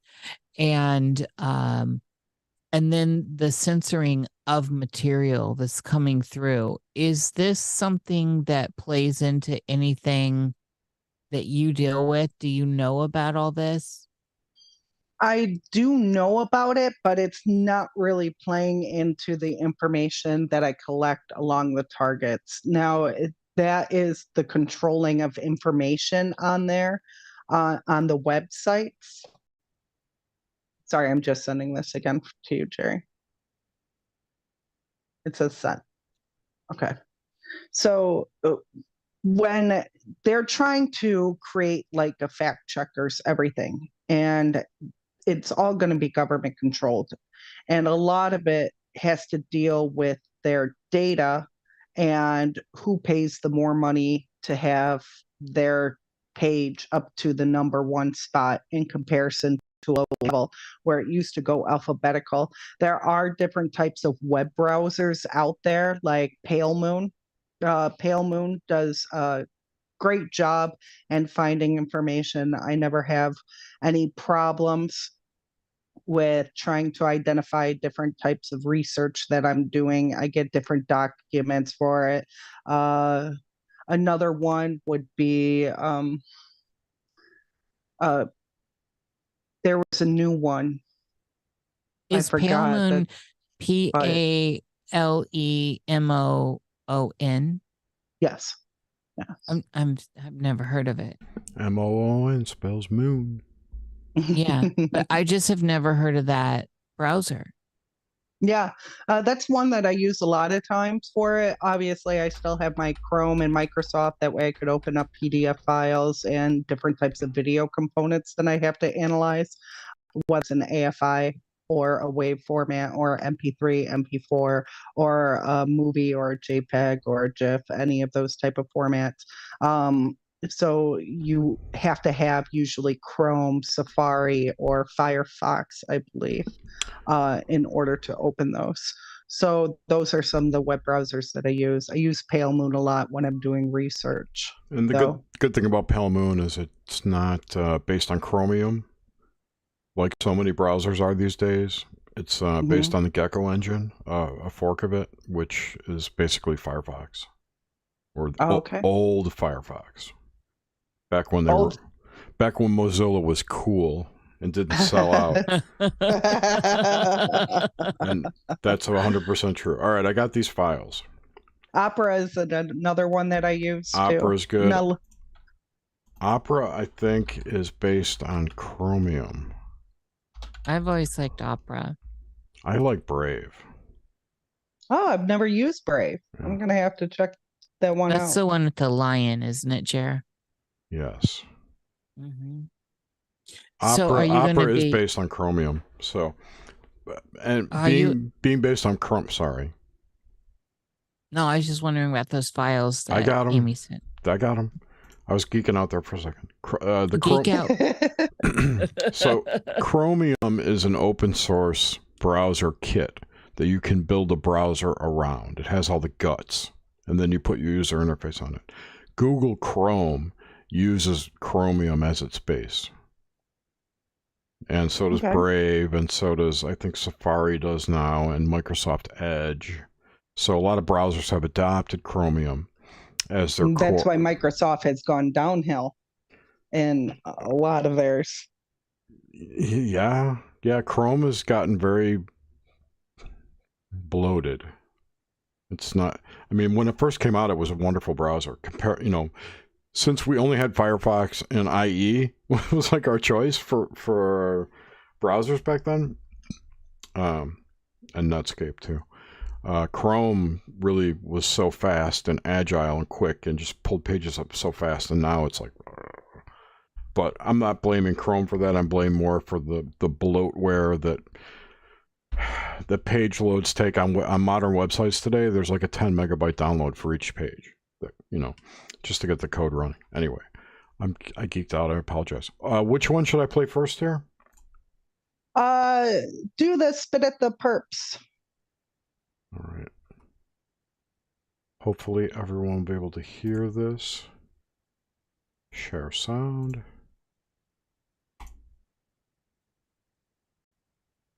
Share. All right. Here we go. I got to download it first.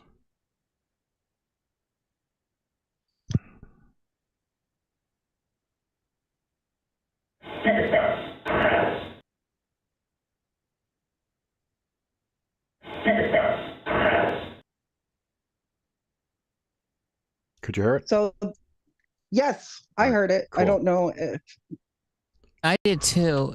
Do we get an amen from people in the chat chair that heard that? I played it twice, just so everyone.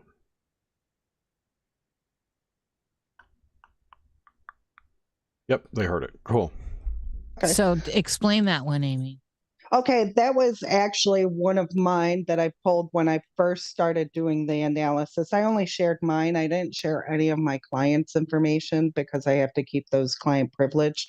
So that was from a recorded phone conversation of mine that actually had the police department from Orange County that was eavesdropping into my phone conversation when I first came down to Florida, and I was at work inside of a parking lot waiting to start, and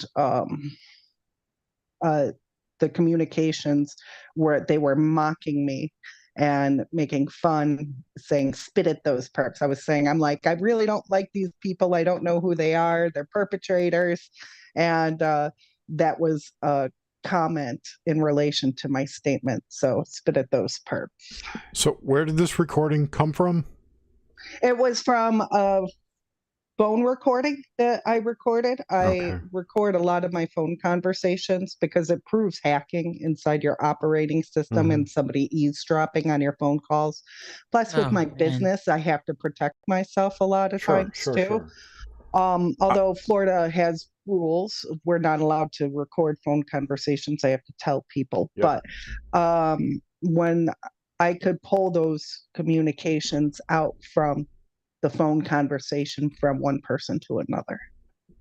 So what I'm just trying to figure out, I don't understand rather, is this a background layer that you're pulling out? Is it something that someone actively said to you on the phone, or is it like...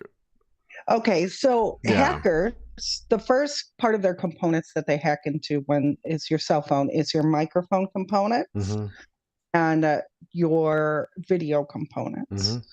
So when they have that system installed into their computer systems and they have Microsoft or headphones on while they're eavesdropping or listening on to it, those communications get trapped because they're using the microphone components on there. Now, they believe noise cancellation could cancel out those communications, but in reality, subliminally, they're still there. They're just on a different range level. So because they're hacking into your components is why I'm able to capture those communications. And it all has to deal with the step processing. And it has to be done in a specific order. And if you don't have that specific order, you're not going to be able to capture these communications. Okay, but they're injected into the audio stream that you're hearing. It's not something that someone speaks at the other end of the phone. Is that accurate? Well, that has to deal with threshold points. And well, let me rephrase that. It's a third party that's manipulating the audio. It's not the person that you're speaking with on the phone who's doing it. Right. Okay. Right. Okay. So they're coming into eavesdropping on a conversation. So if I was calling you, but it would on phone conversations, it's only on my side. I won't be able to pick up perpetrators on your side because of the interface system, and the software application has to be installed into your interface. Right. So I wouldn't be able to know what's going on your side of the conversation, only my side of the conversation. Got it. Cool. All right. Which one next? I could just go down the line. Yeah, just go down the line. Down.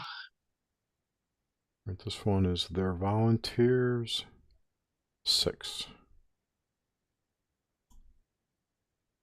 They're volunteers. Play it again. Now, they're volunteers. It's so crisp. That is actually from the same phone conversation. That is the dispatcher from the police department talking about a stalking unit that was following me. And she was describing who the stalkers were that were following me into my work. And every single night that I worked, I do professional balloon artist work, and I make balloon animals at restaurants and tables for children and things like that for extra income. Cool. And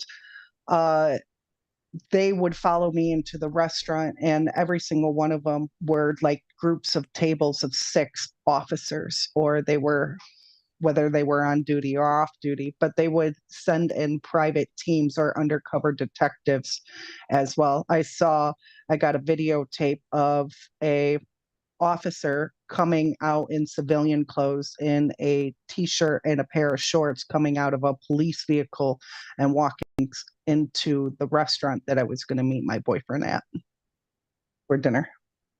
Yikes.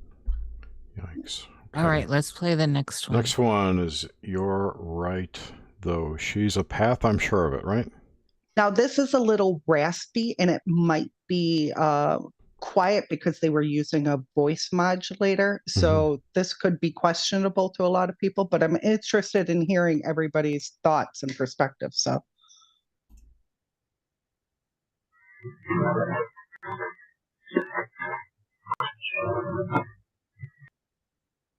I'm going to play it again. Wow.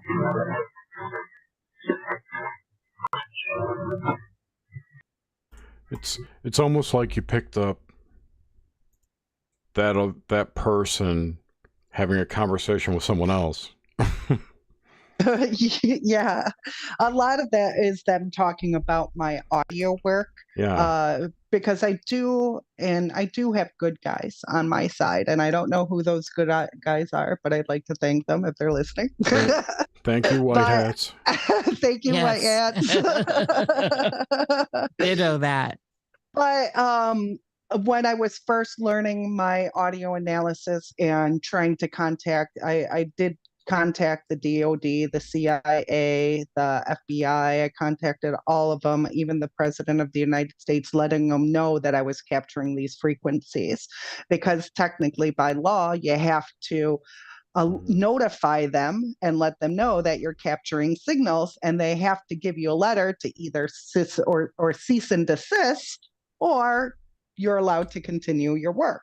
I never got a cease and desist letter. So that gave me inclination that I was allowed to continue my work. But that was when a lot of the officers first started tracking and tracing me, and that was them saying basically that I was on the right path.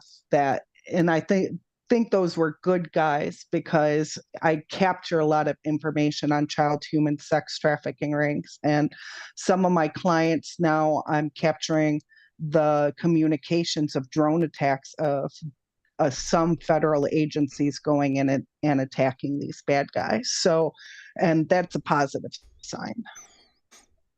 And this is all communicated through piggybacked audio signal? And what's the main line of communication there? Like what if the subband that you're describing has the nefarious shit on it, what's the main line doing? You know what I'm saying? That's hard to explain. Okay. To what is it piggybacking?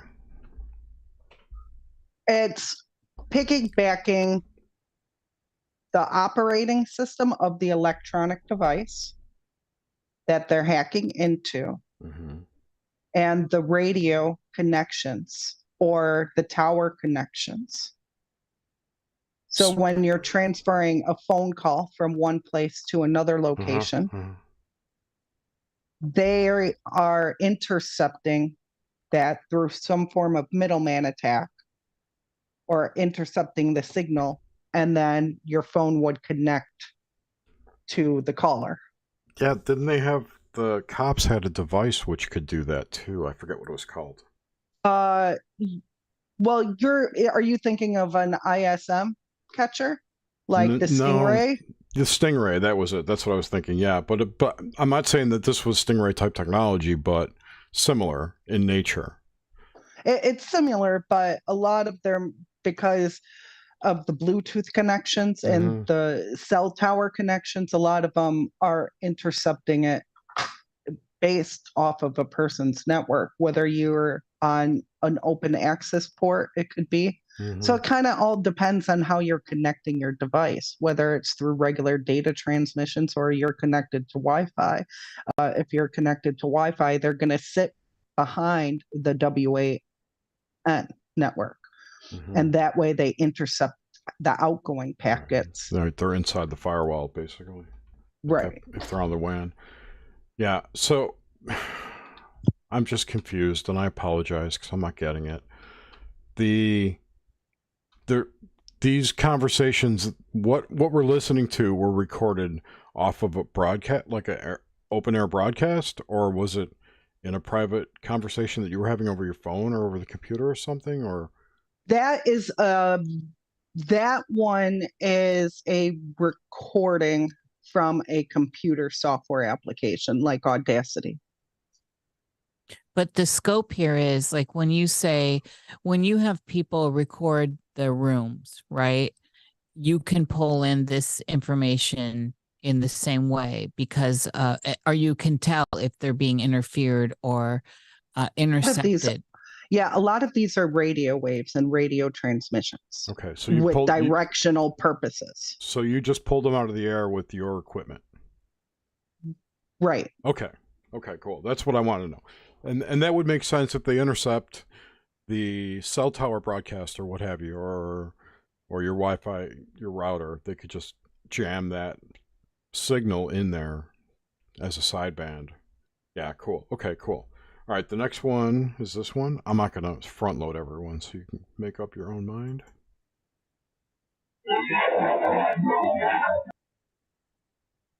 Oh my God. And again. Now we go in the red room now. Play that again once they know what the statement was. Okay. I totally hear it. So a red room is a live torture chamber for children, although the FBI says that red rooms don't exist and they're not real. Oh, come on. Black Widow taught us that they exist. So, believe Marvel, everything the FBI tells you. Marvel is total disclosure for all the black programs that are going on. And if you don't understand that, then you just do. You just learn it.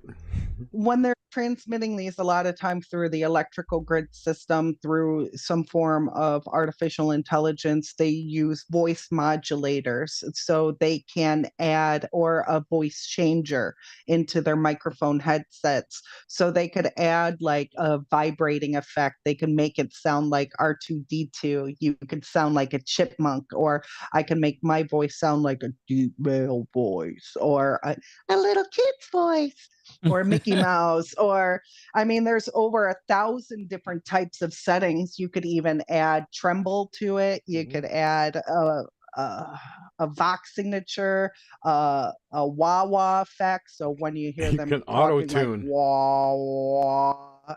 Yeah, and that has to deal with the bioacoustics and the tone generators too, when they're transmitting the frequencies with the directional antenna systems or linear phase array systems, and they connect with the Neuralink connection.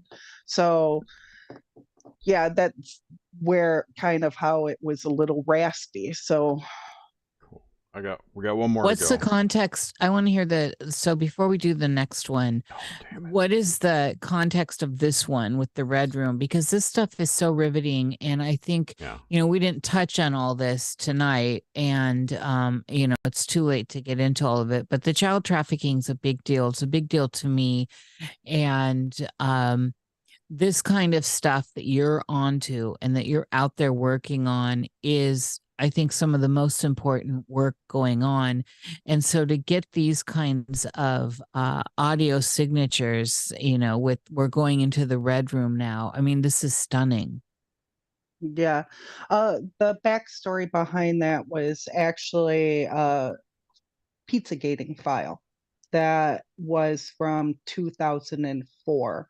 And they were once again attacking the 4-year-old. That actually has to go back into the child grooming for the school shooting too. So there was a lot of Pizzagating information on that. And then what they do is sometimes, because of the subnets and how the host has their network set up with the child sex trafficking rings, with their subnets, they're still communicating with the main operator. And a lot of times I could hear the children screaming inside of the background. I could hear them. Oh my God.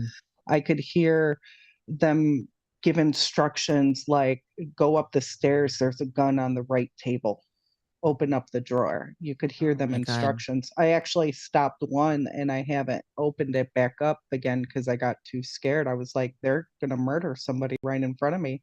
And Jesus. I just couldn't finish it. So a lot of times you could hear them talk about tying the kids to the beds, or one of them was a necrophilia and wanted to murder the child first and then rape the child afterwards. Oh, Jesus. A lot of the things they talk about the child sex trafficking rings are a lot more horrific than you could even think or imagine. Yeah. It's absolutely terrible. That's why this work that you're doing and others is so important. It's so important. And the mainstream, that these thugs that are behind it, that are in high offices, are continue to gaslight and by making maps, minorly attracted persons legal now, and giving them a definition, making people feel sorry for them, down to making fun of the idea of sex rings and child trafficking as woo-woo. And so, these warriors like you are needed. So let's get on to the last one, Jer. All right, here's the last one. What up, boy? I'll play it again. Whoa. What up, boy? So what's that say? And then play it again so we can. Look how bugged she got. Look how bugged she got. Oh my God. What up, boy? What's that thumb? Oh my God. There's actually, if you could hear in the background, there is a small male at the end, raspy, that says hit. So they were deploying a weapon system, and that was the sound of the weapon system deployment and them spotting the attack hit at the end. Confirmation. So look how, yeah. So they do a lot of confirmation too. Did I hit the target? No. Oh missed. my God. So background, you could hear the thumps of it, which would probably be a microwave weapon system. With the sounds of that, like you could hear a small little buzzing at the end. If you really analyze it and put it on replay, you would be able to pick out those tones. But on a quick play like that, you're more going to hear the look how bugged she got portion, other than that hit at the end. So have you ever been employed to do like EVP work? I have, by one person. Okay. It turned out, the funny story, it turned out that they were accessing a drone and remotely connecting to the Dell speakerphone inside of it and making it talk. They were also playing with the lights inside of the ball. And it turns out they were doing experiments with the CIA. And they were also after a pigeon that was worth like $2,000 that the owner had. Yeah, because those drones cost a lot of money. The pigeon drones. Yeah. Because birds aren't real. Well, it was a real pigeon. No, a rare pigeon, apparently. Birds aren't real. Come on, you know this. So just for people in the world listening and that will listen later, what is the difference here when we're looking at? So I stumbled upon all this just accidentally editing my show, and I at first I was just cutting out audio anomalies, as I told you, and then I just started to listen to them. I'm like, wait, that's That's something. And then I was just posting like to Instagram and stuff. This is an EVP. And then as I've gotten deeper into this after our chat and all this, now I realize that I think most of the stuff I thought were actual, what people think of as EVPs is like, say, voices from the other side or something, are actually modern interference. Like what's the nuance here? Is there something like unseen voices from the other side, or do you think they're all actually manipulations like this? Or bleed throughs? No, I do believe in the spirit realm, because I myself have actually captured some EVPs too. I've had some freaky things happen to me as well. But you have to understand that ghosts would transmit on the same frequency ranges as the subcarrier and subacoustics.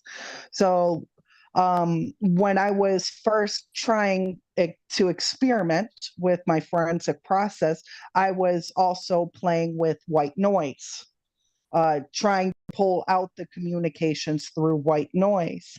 And it turned out that there was a spirit who was pointing at my deck of cards on them and then on the table, and the voice communicating, and he started lifting up my shirt like a poltergeist almost activity. Wow. I shut that thing off so fast, and I grabbed my incense and I started saying the Lord's Prayer all through my house. So I believe there are spirits. Have really a lot of people from that community come towards me? No, like I said, out of the 4,000 victims I've helped with this technology, only one has come for me on the paranormal side. So that does not mean that they're not. Do I want to work with ghosts? I don't mind analyzing them. I find it intriguing and fascinating, and maybe I'll get more information on the CIA. Who knows? But me personally, I don't want to mess with things that are invisible, like ghosts. Like you can't. It's hard. You have to have a full faith in God. You and make sure that you know exactly what you're doing before you even step into that realm.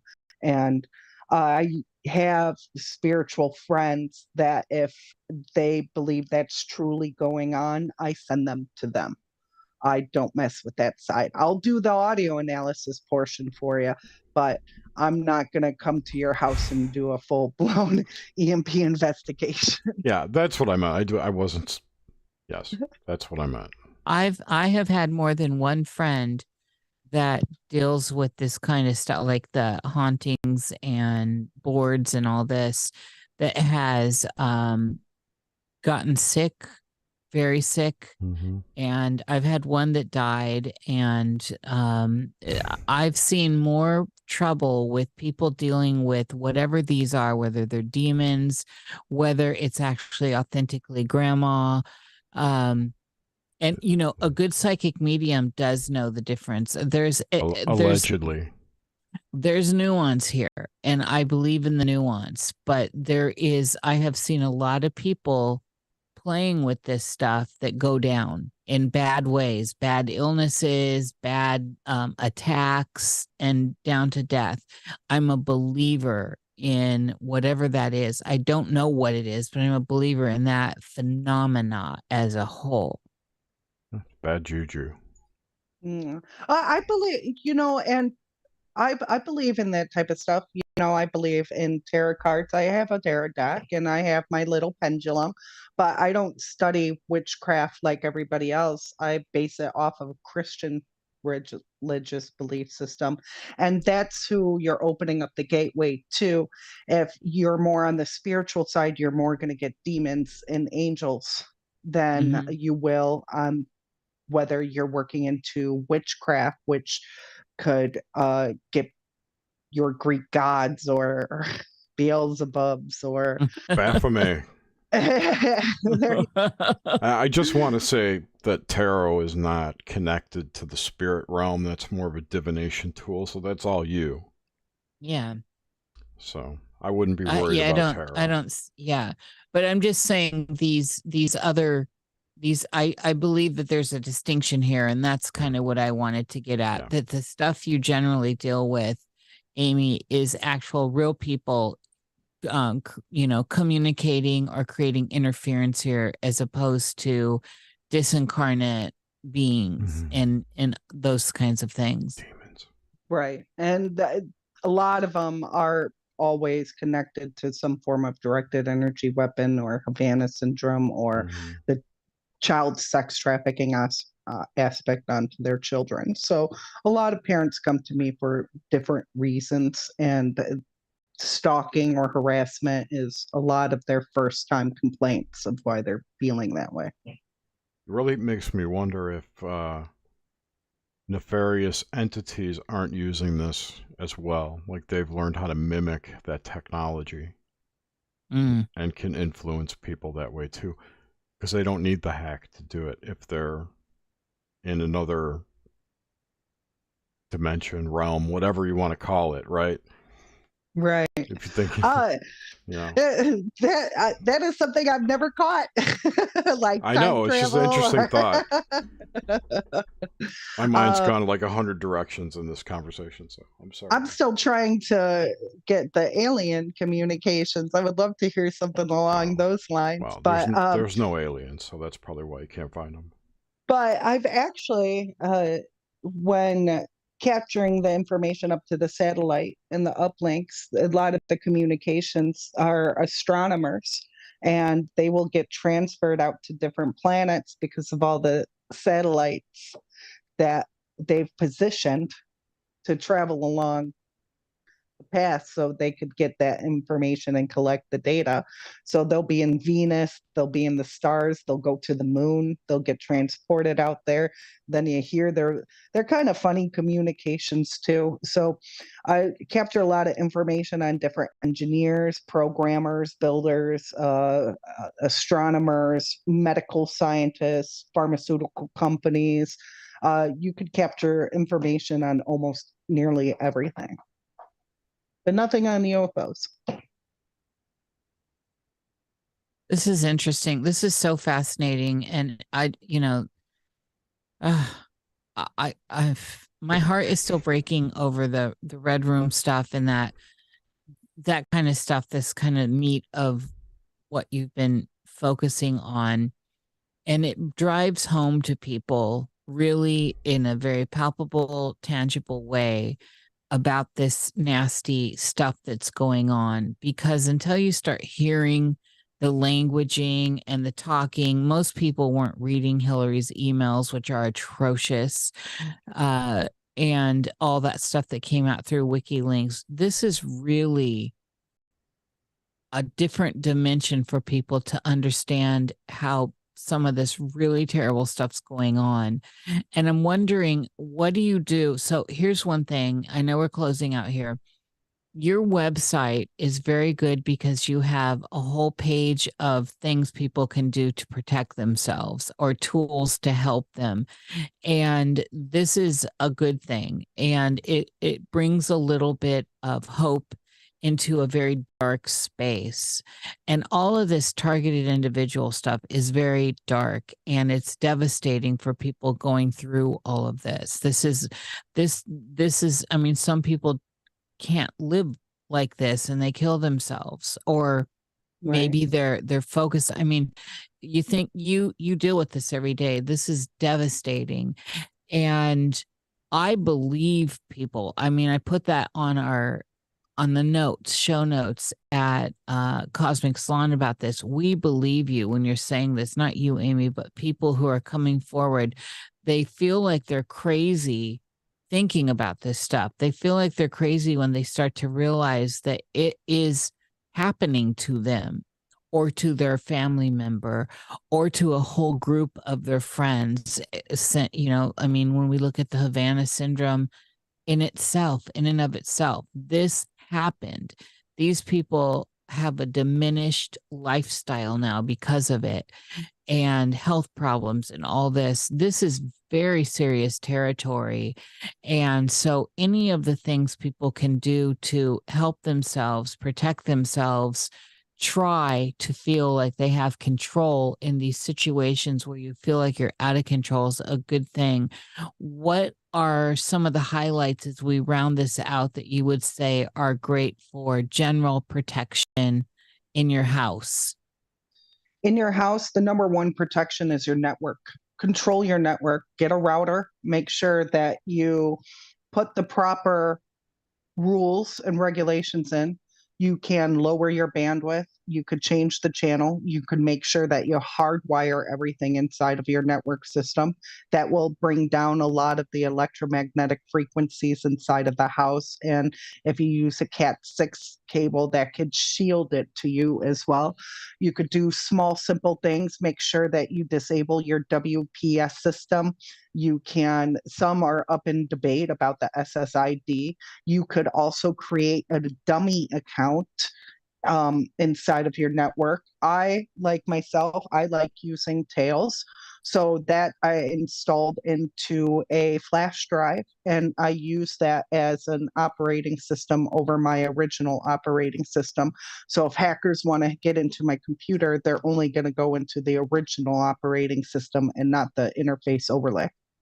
So having it that separate is good to use. You can also, I mentioned lower your bandwidth. You want to make sure that you lower your bandwidth to like a 20 or 30, depending on if you're an apartment complex or if you're home, because you want to make sure that your frequency are not overlapping your neighbors. And that's what they want you to do, is to connect to other people and make sure that it's a mesh network system. So they widen the bandwidth.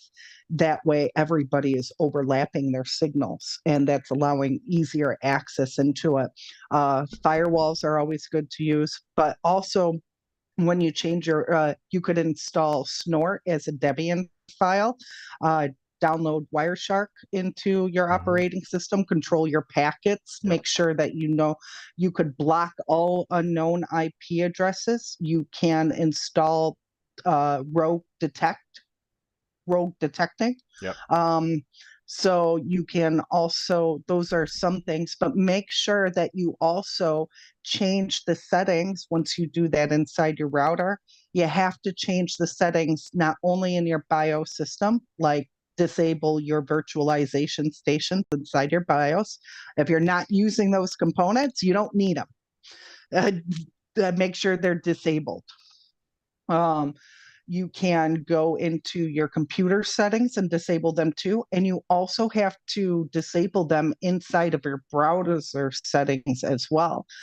Make sure that you get a password management system, and that will secure your home a lot better from that. We got Jerry. A password management system other than Google. Yes, other than Google. I like KeePass. It's free to use. You don't have to pay for it. You could also install it once again onto a USB, a SanDisk, or a flash drive, and that way you could keep it mobile. You could also, I have a dual one with one for the phone adapter and one with a USB port. That way I can control my password management system on both my cell phone and my computer system.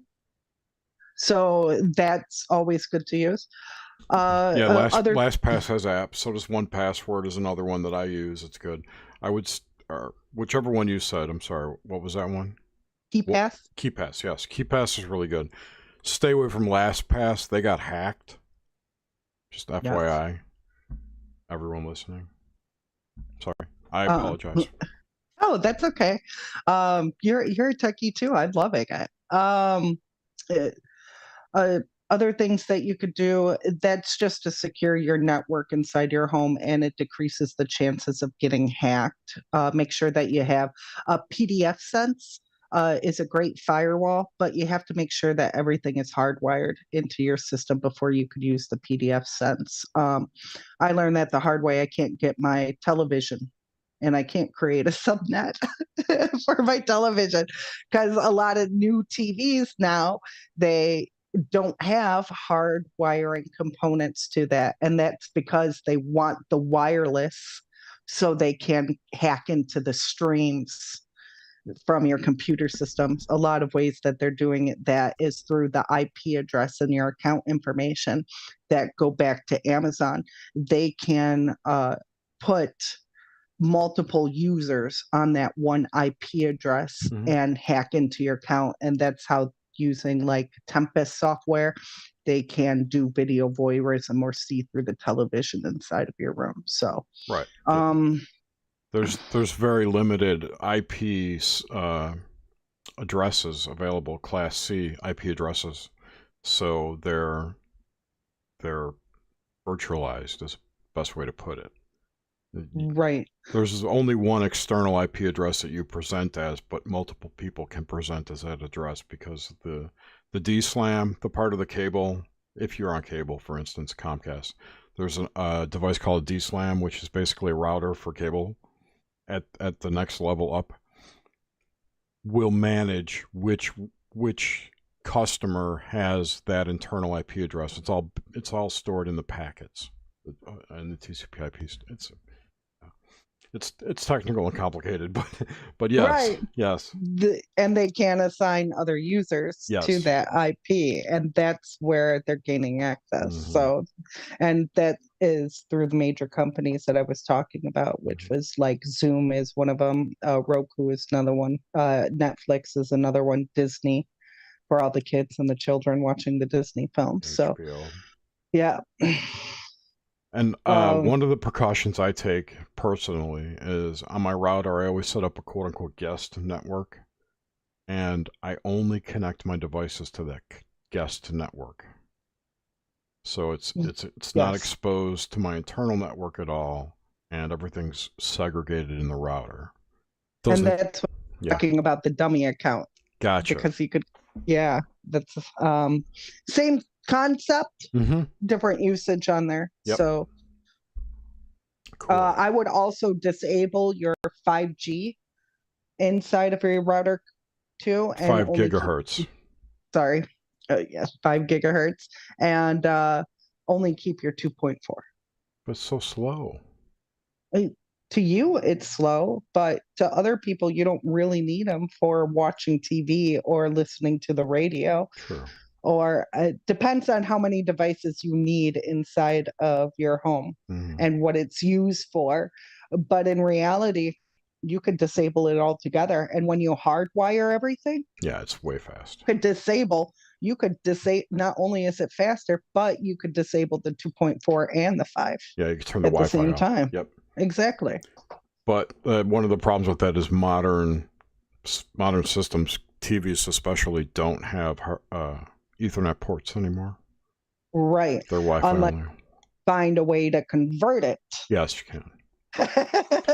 And I guarantee a lot of these. Or buy a television from one of those old stores from the 1950s and 60s. But you can't get a signal because there's no analog broadcast signal anymore. You need an antenna anyways, right? Yes, exactly. You can make a Wi-Fi amplifier. And I would venture a guess that almost every TV that's Wi-Fi only has an Ethernet port on the circuit board that you could just really go in there. If you know electronics, you can go in and add an Ethernet. I forget the name of the jack. You know what I'm talking about? The Ethernet? Axle? No. The Ethernet port. The 45, RJ45. All right, thank you. You could add an RJ45 to the board because that. Yes. Yeah. So I mean, you could convert it if you knew how to do that stuff. Yeah, that would be like the Raspberry Pi coming out. I don't even. I would bet a lot of these boards have actually. Traces already set up for an Ethernet port. There's just not one wired to it. Oh, maybe. Yeah. I've never opened up the back of the TV to find out. All I know is I looked on there. I'm like, huh, I can't hardwire this sucker anymore. Cool. Cool. Well, this has been a really fascinating conversation. Thank you so much for your time and the information. And Oh, you're welcome. Yeah. Thank you for having me and letting me discuss this, getting it out into the open. And if any of your viewers are needing help or anything, feel free always to reach out and contact me. My email address is amy'saudios@protonmail.com. That's AIMEESAUDIOS. And I will be willing to sit down, listen to your story, and try to help you out to the best of my ability. So, what's your website again for everyone? that is amy'saudios.com. AIMEESAUDIOS.com. And I put that link in the description for everybody.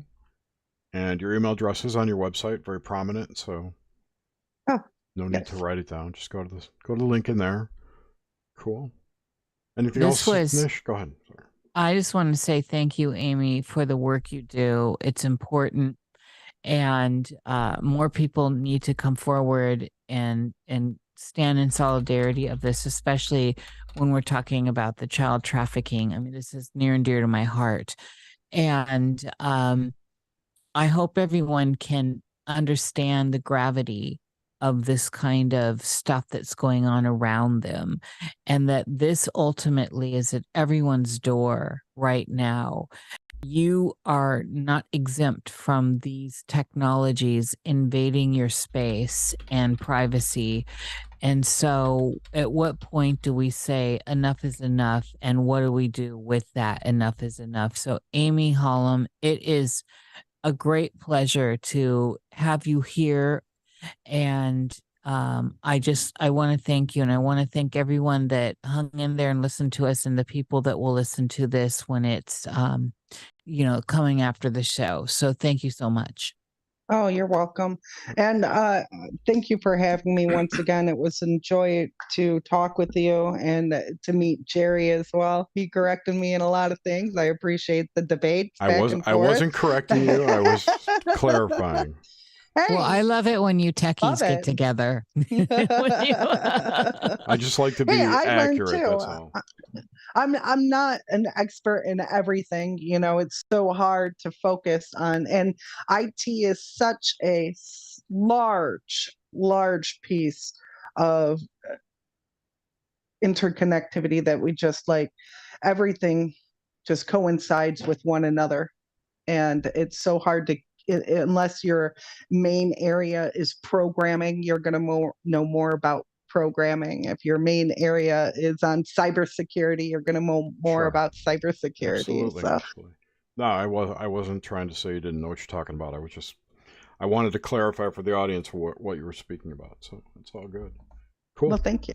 Well, thanks everyone for listening. We'll be back. I don't know when. I have no one booked yet. So a couple weeks probably. Thank you, Nish. Thank you, Amy, again. It's been a great chat. And we'll see you soon. Take care.